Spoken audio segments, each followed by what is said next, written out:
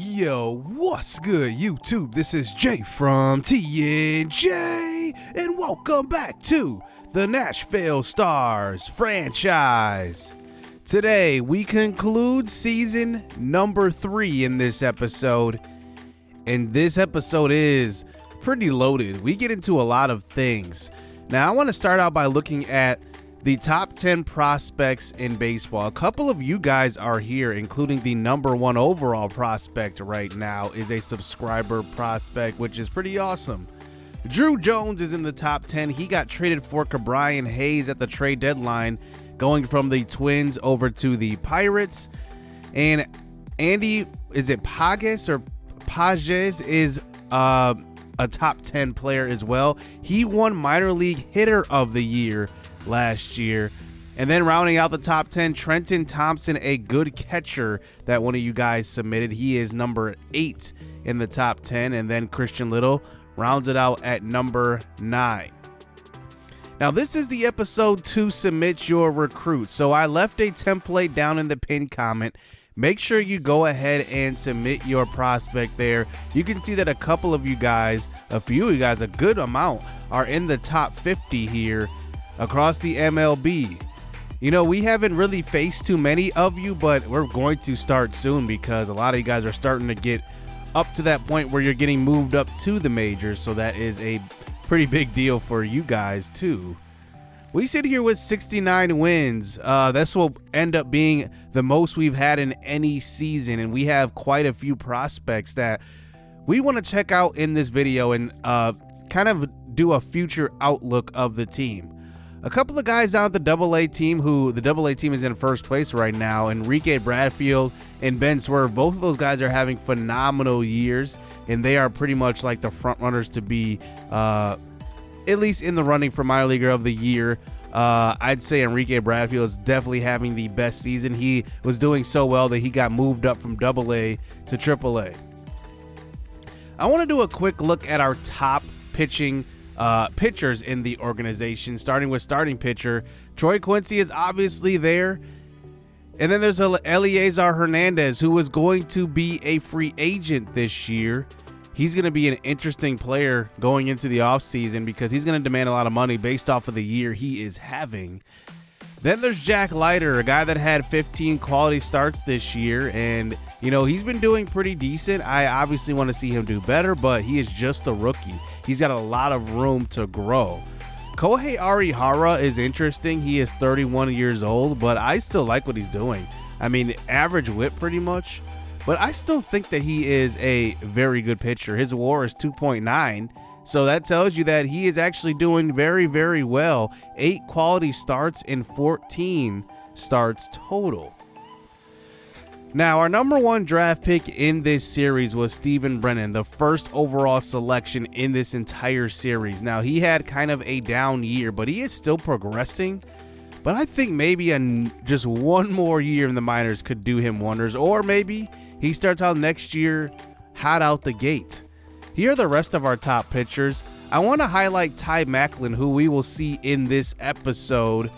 And he is a guy that I said a couple of episodes ago that he wasn't progressing well. I was wrong. I was mistaken. He started out as a 63, and after 3 years in the system now, he is at a 73. He has a legit shot to make the MLB roster next year, and he benefits from having a high walks per 9 rating at 70, which is pretty good.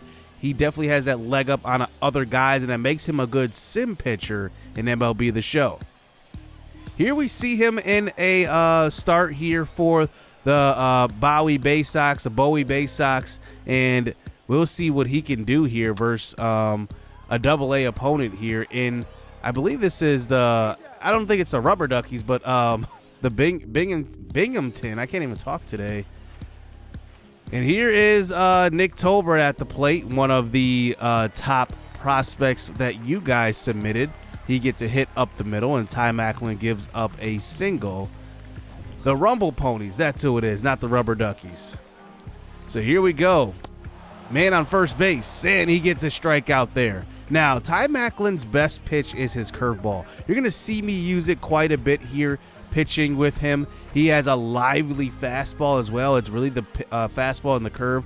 Really looking for a third pitch, though. I think he's got to have that going up to the MLB level if he does get there next year.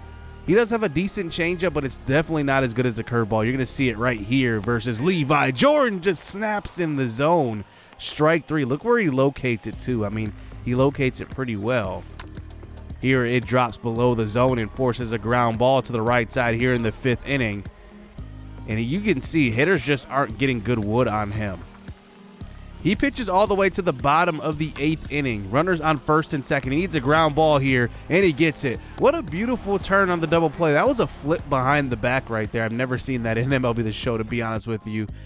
And Ty Macklin ends up getting the win, pitching 8 innings, giving up 4 hits, striking out 8. Here's the key stat. He did not walk anybody in this game. 0 walks. We end up winning this one 8-4. We actually end up giving up 4 runs when we pull him, but no earned runs go to him. So that is a guy to definitely keep your eye out on in the future as we round out the season here. We take on the Chicago Cubs at the MLB level, and one guy I want to focus on is Dom Thompson Williams, and he is coming off of a very good season as the first year starting for him in the outfield. Dom Thompson Williams is such an intriguing player. I'm not sure where he's going to hit in the lineup in the future, but you could just see the power off of his bat.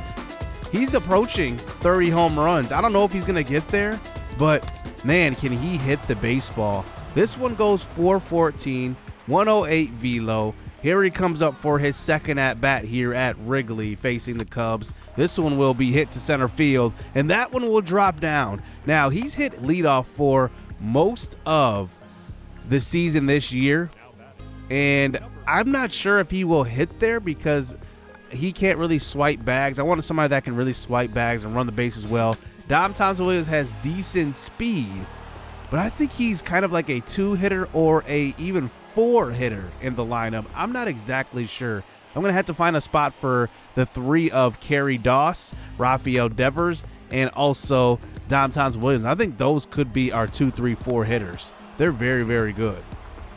Here is Tyler Black and Shea Whitcomb, who are really competing for that starting shortstop job. I'm not really sure who it will go to in the future, but here is Dom Thompson Williams looking to go 3 for 3. He gets a pitch right over the middle and grooves this one, but it's going to be foul. I mean, the kid can just hit the ball. 2-2 pitch. He goes the opposite field on this one. It just stays up in the air this time. Will just be a fly ball to left field. But you get to see the pop off of his bat. He is an incredible hitter. And now with runners on first and second, that's going to bring up Kerry Doss to the plate. He hits one up the middle, but a good backhand and a flip behind the back will get the runner at second base. No runs doing in that inning. Another guy that is hitting the ball extremely well is Taylor Trammell. He hits one well up the middle right here. That one is ripped to center field. It will score one from second. And Taylor Trammell is just tearing the cover off of the ball this year. Now, he's going to have about 150 at-bats this year, but he is hitting the ball extremely well. Here is Tyler Black, though, getting probably his best hit as a Nashville Star. This one will get to the right field corner. He will get into third with a triple here in the top of the 9th, looking to tie this ball game up down by 1 run. And with 2 outs, he gives us hope. That's going to bring up Jorge Alfaro, 1 for 3 today. He turns on a pitch, but it's just a ground ball to third. And Chicago will win this game 3-2. But I like what I see from this team and just how we hit the ball. It's not our average or anything. It's not our on-base percentage. It's how we're hitting the ball. We are ripping the ball to the gap. We are not getting bloop singles like we used to get in season 1. We are just hitting the ball extremely well, hitting for power. Our slugging percentages are as high as they've been in the series. And we move on to about 2.5 weeks left in the season. And look who is competing for the AL Rookie of the Year, Kerry Doss. But going up against Riley Green, who is hitting for high average, has a higher on-base percentage, I think if there's one thing that can win it for Kerry Doss, it's getting over the 30 home run mark. We'll see if he can do it in these last 2.5 weeks. But he is hitting the ball extremely well. OPS at 804, which is above average. And we'll see what he can turn into in the future. In order for him to get that Rookie of the Year boost like I do for every single season, he needs to have a big next, 14 games left in the season. Here he is here at home versus Cincinnati. He hits one up the middle. That one will be a single, and that's going to help the old average and on-base percentage.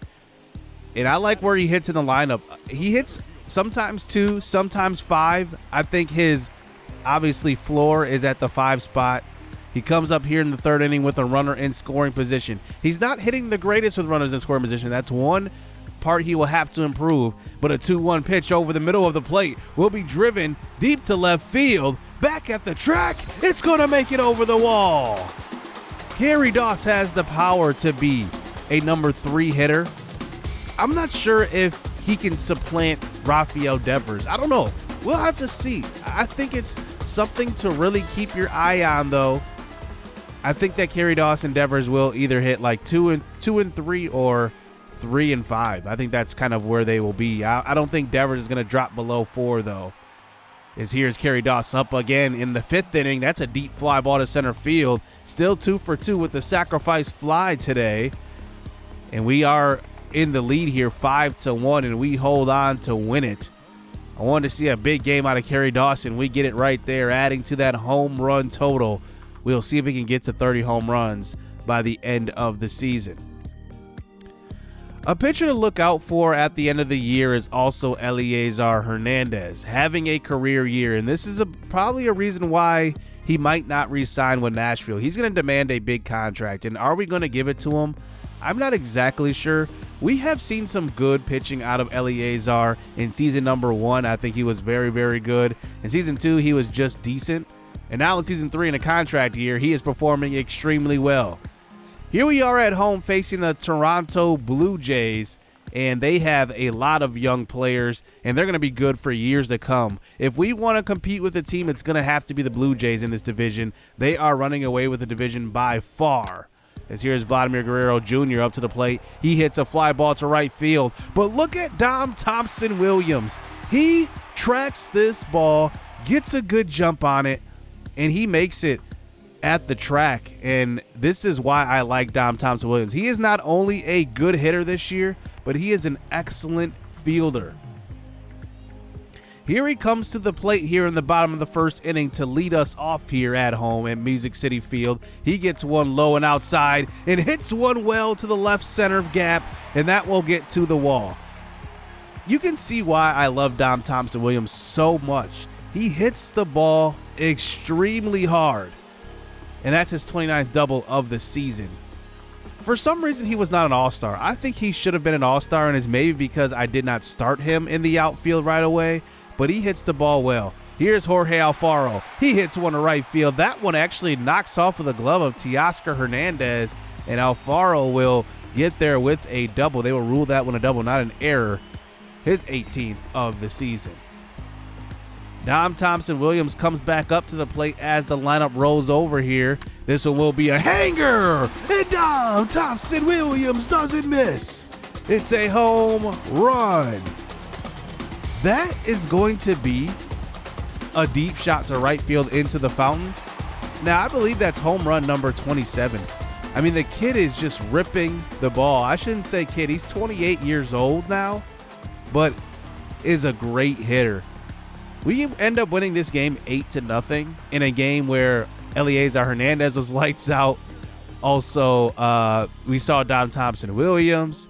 Taylor Trammell went deep. I mean, I just like these guys that were supposed to be more depth guys. Dom Thompson Williams is no doubt the starting right fielder for this team. And I think that's where he's going to find a home with Nashville. He's going into his prime too, because he is 28, 29 years old. He's going to continue to climb. In MLB The Show, they start to decline around age 32, 33. So we're going to have a good 3 seasons of his prime, I think. And if he continues to hit well, his potential will start to go up as well. I don't know if the game will naturally do it or what, but Dom Thompson-Williams is a really good hitter for this squad. Well, we get to the end of the year. We finish with a 76-86 record. I mean, we are in the third year of this rebuild. We obviously haven't had any real stars in this series except for this season where we signed Rafael Devers. We saw Kerry Doss emerge. We saw the emergence of Troy Quincy.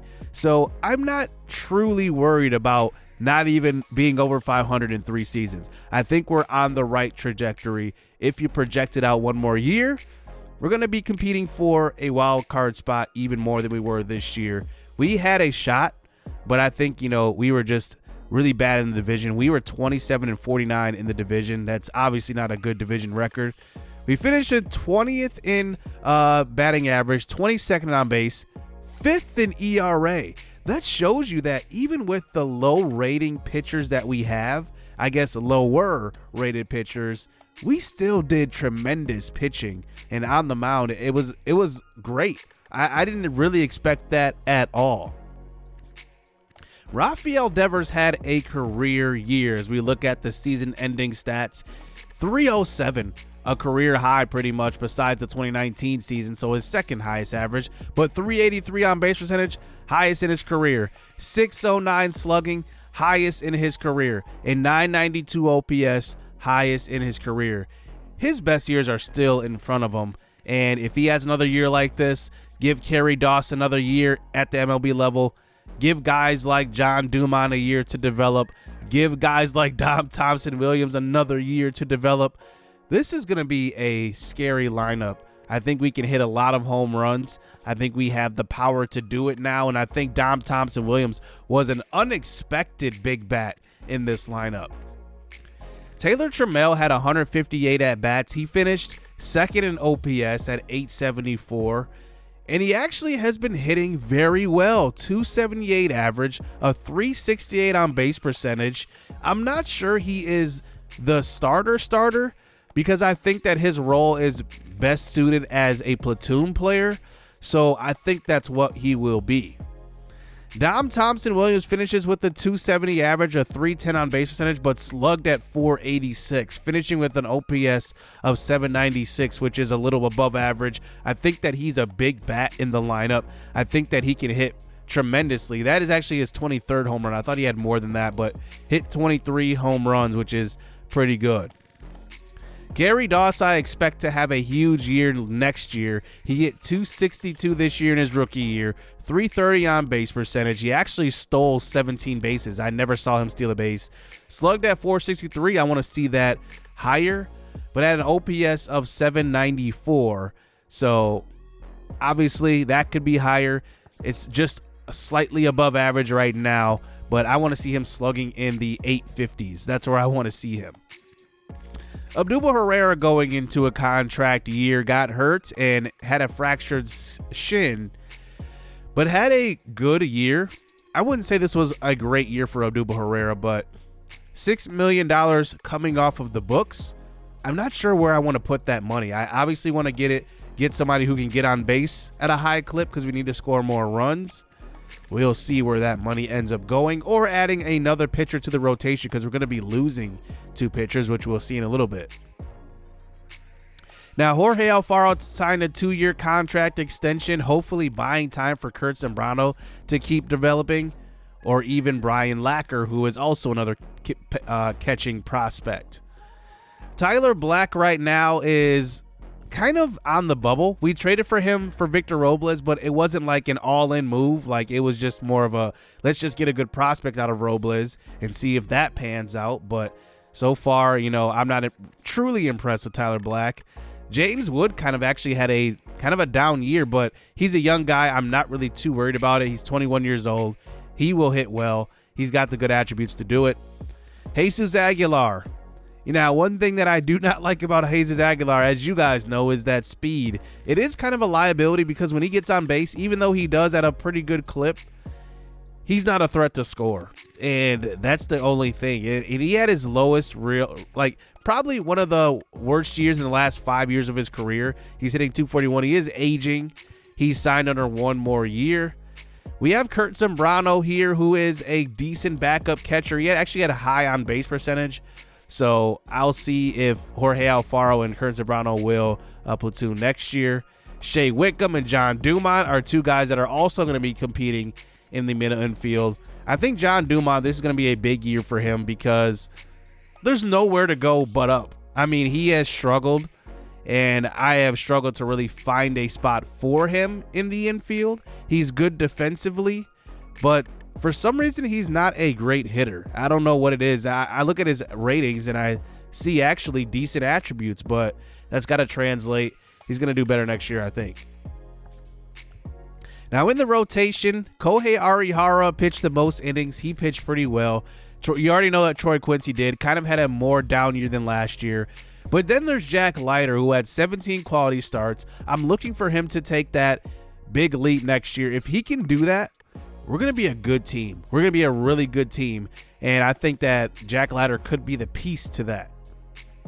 Now, Mike Minor was a starter for most of the year. He's regressed quite a bit. We signed him actually to a $7 million one-year deal. So that money's coming off the books. So we will have that money to spend as well. Could that go to Eliezer Hernandez, though? Because he was getting paid $3 million. He's going to demand probably somewhere between $12 and $20 million going into free agency. He is coming off of a year where players usually get paid pretty well. James Kaprielian had a decent year. He was injured, so I will give him that. Kind of had a down year just because of that injury. I think that he just didn't get back right. But next year he will come into the season healthier. And then our bullpen. Our bullpen has been like the shining star of this series every single year. Pablo Moya had a pretty good rookie year. He was thrusted into that closer role. I expect him to make a big leap in year number 2. I think he's still the closer. Just ignore his overall. I think he's a good pitcher. His hits per 9 is at 72. His walks per 9 is even higher. So I admire that. He had one of the lowest whips on the squad as well. And then there's Austin Pruitt, who was our lone all-star in season 1. He had a decent year also. So the rookie of the year, Chase, ends up going to Kerry Doss. Since when we were in second place, he added 3 more home runs. He added 4 more RBIs, only 4 more. That's crazy. But he had a .330 on base percentage, and I think the voters just saw the potential with his bat. He beats out Riley Green, who had a higher average and a higher on base percentage. I don't understand that. I think maybe it's the home runs. I think the home runs did it. But congrats to Kerry Doss. Marcelo Mayer wins Gold Glove for the Red Sox at shortstop, so he was once minor leaguer of the year, now a Gold Glover. Looks like Dom Thompson Williams finished second in the Gold Glove in right field, which is awesome, right behind Aaron Judge. So I think that they're now starting to recognize how good of a player Dom Thompson Williams is. Rafael Devers wins the Silver Slugger for third baseman, but nobody else really wins a offensive award for the Nashville Stars. Devers finishes third in home runs. He actually finishes pretty high in RBI as well. And looking at everything else, he finished high in OPS. He was top 5 in OPS. ERA, Eliezer Hernandez finished 4th. I mean, he's going to get paid in the offseason. Like I said, I'm not sure if it will come from Nashville. We'll have to see. Jack Flaherty signed with the Oakland Athletics in the offseason, and he was first in the AL in WHIP. And Eliezer was also still top 5 in that category. You can see the money coming off of the books. We have Herrera, we have Cody Stajic, who I think I might re-sign still. Mike Minor, who's making $7 million. Billy Hamilton's making $5 million. Austin Pruitt, who I think I'm going to try to re-sign. Yes, Merrill Petit is just too old. I don't think I'm going to re-sign him. But Jose Ruiz is also coming off the books. That's $1.7 million. I just think that, right now, we are in a spot where we are looking to just add in 1 or 2 more pieces, and then we're going to hit the ground running. I think it's not going to be a gigantic piece, but it's going to be a good-sized piece, pieces, going into the offseason. I really like the youth movement. We have prospects who I am excited about coming up too. I don't know if they're going to get a shot at the MLB level, but at least in spring training they will. Enrique Bradfield comes to mind. Guys like KFC, who is still developing. He's still got a good bat. We'll have to see how that goes. So that's going to do it here. Season number 3 is in the books, and we will get into the offseason next episode. Hit subscribe. Hit that like button. Stay tuned. Let's get it. Let's go. I like getting money, I got time to get it. Target on me, so my car's a tinted. Dancing with the devil, I don't bargain with it. Bobbing in the dash, and the stick is with it. And I hit the 4-5 on the west side. But I'm from the east side, this how we slide. This how we ride, yeah, this how we ride.